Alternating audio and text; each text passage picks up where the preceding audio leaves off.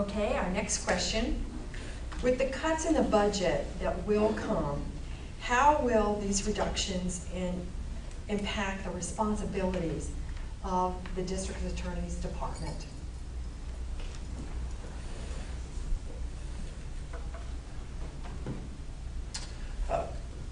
We used to have many more district attorneys than we currently have now. We have about 168 now. We had more deputy district attorneys, probably 15 or 20 more over the last several years. What this has meant is that we have bigger caseloads and work harder, but we're still staffing misdemeanor courts and felony courts and doing everything that we can to provide safety for the public. You know, it's a really good question, you know, with these budget cuts. What are we going to do in the district attorney's office? How is this going to affect us?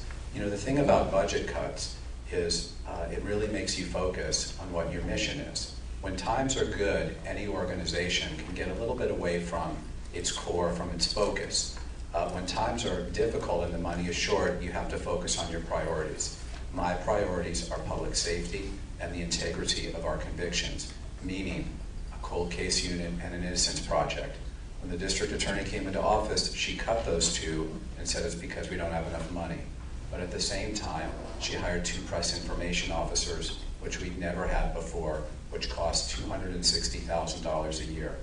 I will focus on public safety, not on public relations. I believe that's what the citizens want and the citizens deserve.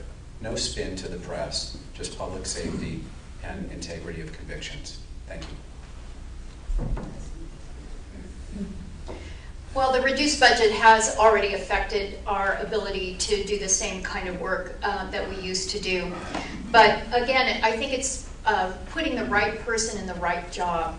So one of the things I've had to do is to spread work around where I couldn't specialize a lawyer in the same place, and that's what my opponent is talking about. We used to have a lawyer whose sole job it was to help investigators work on homicide cases that are old. That's traditionally a law enforcement function, a police department function, but when we had a lot of staff and a lot of money, we could put extra staff there. Well, we don't have that anymore, so we have to cut that back. But those cases are still being assigned. They're just spread out to other people who who have other work to do, just as my opponent indicates.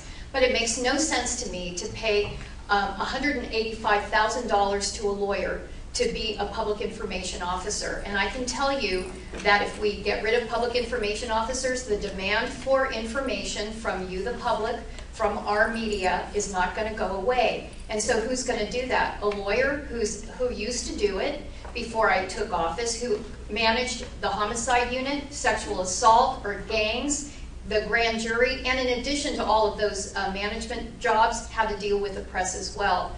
Every large DA's office in the state of California has a public information officer because it's important for you, the public, to know what is happening in public safety and out of our office, and it's putting the right person in the right place.